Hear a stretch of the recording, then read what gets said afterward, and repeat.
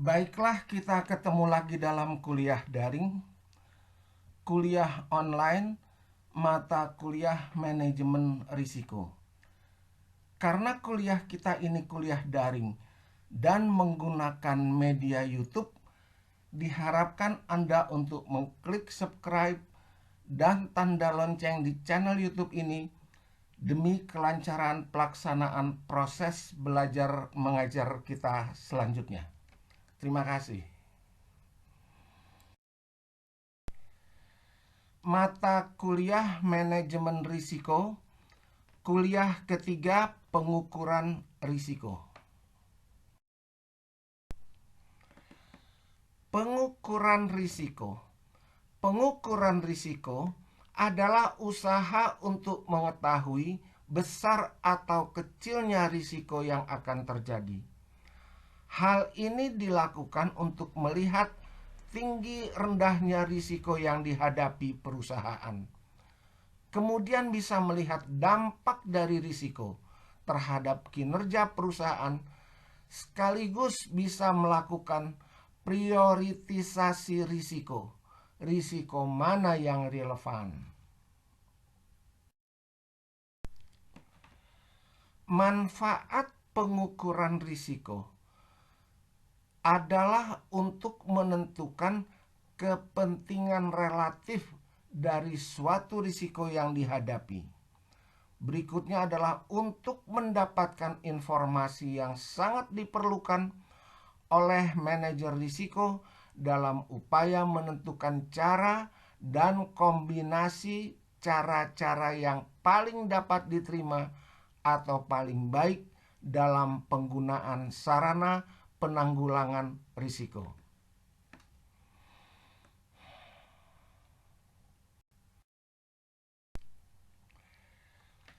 Dimensi yang diukur. Besarnya frekuensi kerugian artinya berapa kali terjadinya suatu kerugian selama suatu periode tertentu. Kedua, tingkat kegawatan atau severity atau keparahan dari kerugian-kerugian tersebut. Artinya, untuk mengetahui sampai seberapa besar pengaruh dari suatu kerugian terhadap kondisi perusahaan, terutama kondisi finansialnya.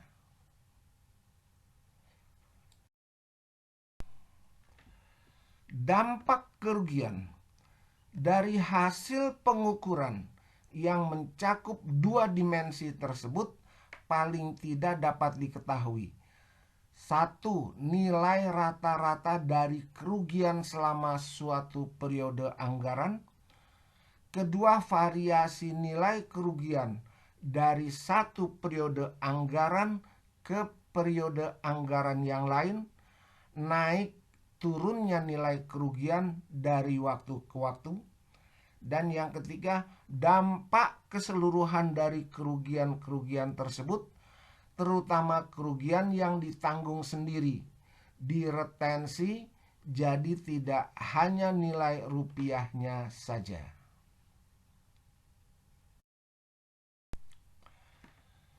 Prioritas risiko.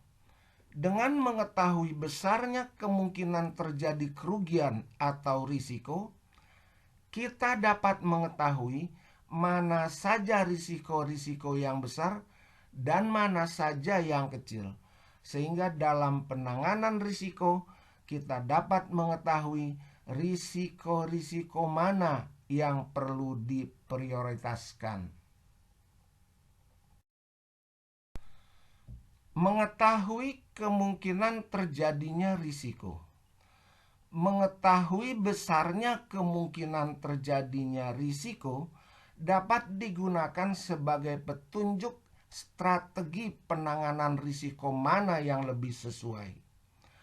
Risiko-risiko yang kemungkinan terjadinya sangat besar menggunakan strategi penanganan yang berbeda dengan risiko-risiko yang kemungkinan terjadinya kecil.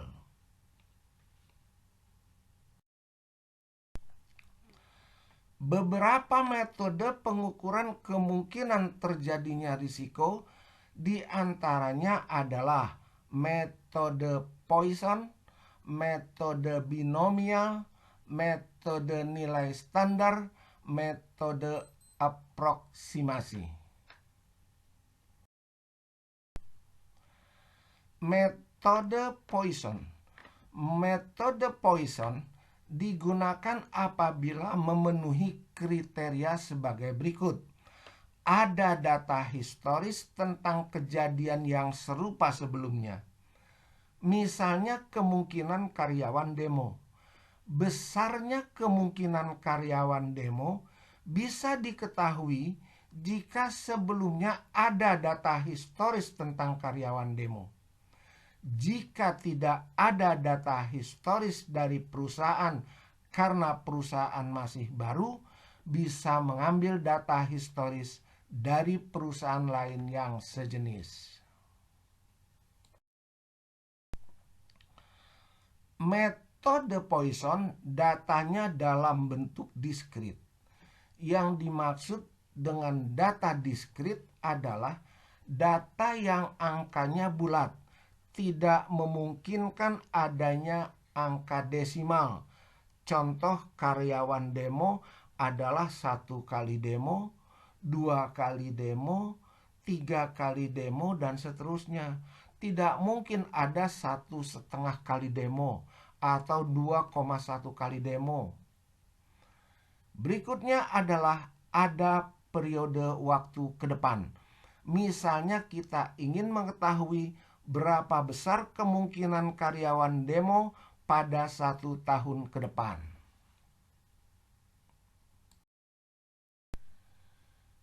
Rumus metode Poisson. Rumusnya adalah P buka kurung X tutup kurung sama dengan mu pangkat X dikali E pangkat min mu dibagi dengan X faktorial, di mana P buka kurung X tutup kurung adalah probabilitas atau kemungkinan terjadinya X kejadian. X adalah banyaknya kejadian yang ingin diketahui. Mu adalah rata-rata kejadian dalam satu periode.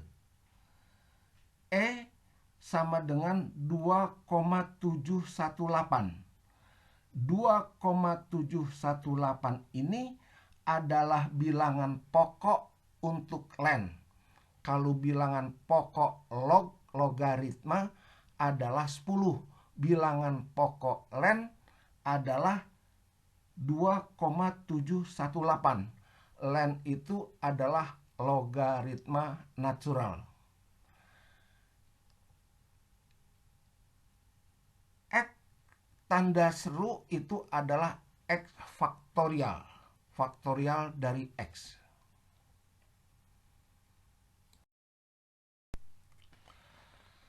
Contoh kasus metode Poisson. Selama 6 bulan terakhir, diketahui ada 3 kali karyawan perusahaan demo. Perusahaan mengalami kerugian di mana produksi menurun yang berakibat pada turunnya penjualan. Banyak pesanan yang tidak bisa dilayani dan dalam jangka panjang dapat menyebabkan pelanggan tidak mau memesan lagi barang dari perusahaan. Karyawan demo merupakan risiko bagi perusahaan. Pimpinan perusahaan ingin mengetahui berapa besar kemungkinan karyawan demo 1 tahun ke depan dengan melihat pengalaman 6 tahun terakhir. Dari contoh ini dapat diketahui bahwa kriteria penanganan metode Poisson terpenuhi. Mempunyai data historis. Kriteria kedua, datanya diskrit. Kriteria ketiga, ada periode waktu ke depan. Misalnya kita ingin mengetahui berapa kali kemungkinan karyawan demo dalam waktu 1 tahun ke depan.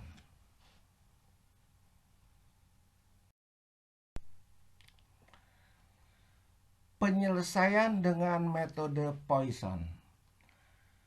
X sama dengan 1. Mu 0,5 setahun. Karena 3 kali dalam 6 tahun berarti 3/6. E logaritma natural 2,728.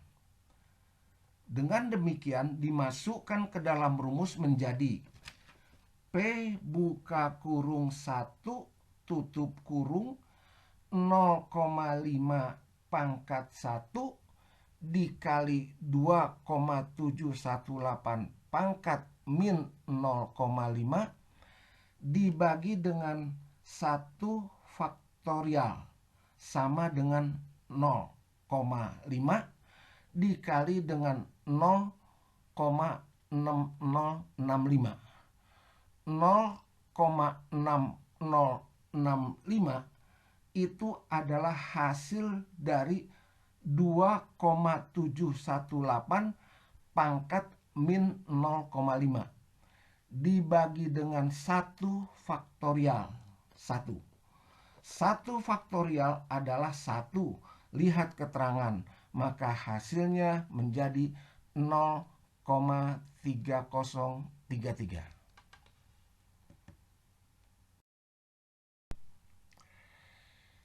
Ini berarti bahwa kemungkinan atau probabilitas 1 kali karyawan demo dalam 1 tahun ke depan adalah 0,3033 atau 30,33%.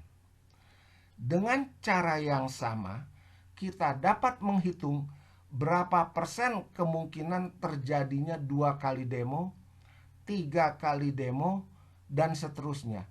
Risiko karyawan demo dalam 1 tahun ke depan.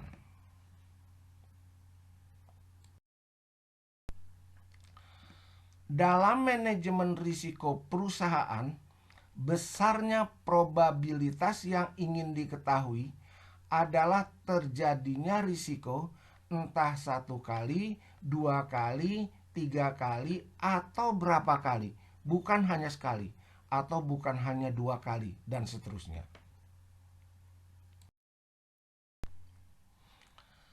Mencari kemungkinan tidak terjadinya risiko. Tidak terjadinya risiko berarti X sama dengan 0. Mu sama dengan 0,5 setahun. Karena 3 kali ada demo dalam 6 tahun. Berarti 3 dibagi 6. Logaritma naturalnya adalah 2,728. Masukkan ke dalam rumus P buka kurung 0 tutup kurung sama dengan 0,5 pangkat 0 dikali 2,718 pangkat min 0,5 dibagi dengan 1 faktorial sama dengan 0,5 dikali 0,6065. 0,6065 itu adalah hasil dari 2,718 pangkat min 0,5 dibagi dengan 1 faktorial. 1 faktorial adalah 1. Lihat keterangan. Maka hasilnya adalah 0,6065.